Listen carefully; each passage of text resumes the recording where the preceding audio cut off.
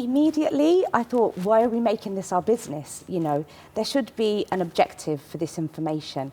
It's to have an understanding about the Muslim dress, great. But if we're looking to understand it so we can justify telling someone the way that she should be dressed, then it's totally wrong. So immediately I thought, why are we making this our business? Why do you choose to fully cover? It's an evolved understanding. You know, when I leave here, sometimes I might choose not to cover my face. It's something that I've grown to understand. Some Muslims don't cover their hair, and that's because being a Muslim is about 5 pillars. Praying, that takes importance. How you're dressed has very little to do, in essence. It's more so about character. You know, when you think of a Buddhist, think of a Muslim, because we're equally as spiritual and peaceful. Rabiya, do you feel that covering your hair and somehow enhances your relationship with God? On a personal level, yeah, but it shouldn't impact on anything else that I do. I was once famously told by my boss just to leave your hijab at the door when you come into work. And essentially, metaphorically speaking, it means that everything else is completely separated from that. But it's a personal choice that I've taken.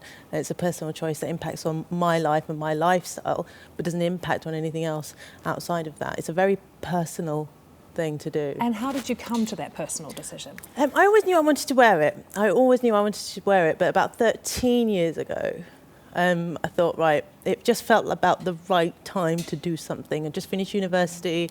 It just felt like I'd grown up a bit. I had a better understanding of my faith, and I felt that, right, this was the right time to do it. And it was a complete surprise to the rest of my family. My dad kind of went, oh, I didn't know you were wearing it now. Okay, that's fine. And I did. And my mum, she didn't wear it till much later on, after she came back from Hajj. It was a spiritual journey for her, and she decided then to wear it full time. One of the things in the survey is that they're asking other Muslim people what they think, yeah, which I think is why it's so interesting, because do you sometimes feel judged or criticised by the general population for being fully covered? Absolutely. There is definitely a stereotype on how the Muslim woman will behave and how she's dressed. So I'll often people saying to me, are you all right over there? Because I think I'm from another country, but I'm like, actually, no, I'm okay. So, you know, I think we really just have to educate people. If we're going to use this kind of information, let's use it for a greater good. Let's look at equal opportunities and understanding that we should accept people's differences. Whether I'm a man that wants to wear women's clothing, whether I'm a goth, you know, let's not focus on why do people dress like this. Let's focus on, let's let people be who they are, because this doesn't determine who I am. You know, there are many things that determine our appearance. Cultural understanding of something, the environment. Let's look at Turkey. In Turkey, they said that you couldn't even wear a headscarf. So women had to make choices because of their environment. So what do you say when people respond to you and say, look, I find it alienating when I meet a woman who is fully covered. I just don't know how to act or how to behave. But then that's more, the onus is on that person who's approaching you. With, you know, someone who's completely covered from head to toe. And I've worn the same outfit when I've been to Saudi Arabia, because it's respecting tradition, it's respecting how people out there cover themselves. That's your issue, it's not my issue. I am who I am, and I will speak to you just as I would speak to anybody else. It doesn't impact on anything that I say to you, the fact that I'm covering my hair or I've covered my face. How much is it, Rabiya, I mean, you're always so fashionably dressed. How much is it also part of how you put your outfit together in a day or used in a fashion sense? It's like choosing a pair of socks, it matches, so you'd wear it. I don't think it's got, it's a kind of, there is a huge, within the Muslim girl community, I think, there is a huge kind of industry of girls learning to wear their hijabs in a certain way, dress in a certain way. There were so many dimensions to hijab, you know. Hijab is a set of conditions to wear loose clothing, to not stand out. So if I wanted to get fashionable, then I could go shopping and think, well, hey, I'm going to wear red today, you know. So there are different conditions and dimensions to hijab. And Shalina, do you think God cares whether or not you're covered?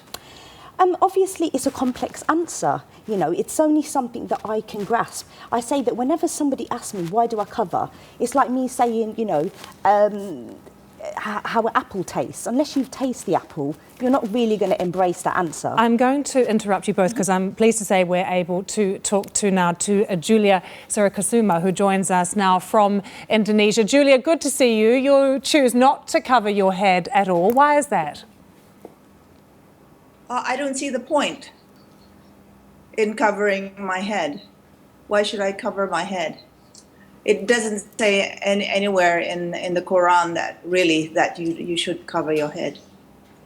And is that a common view in Indonesia?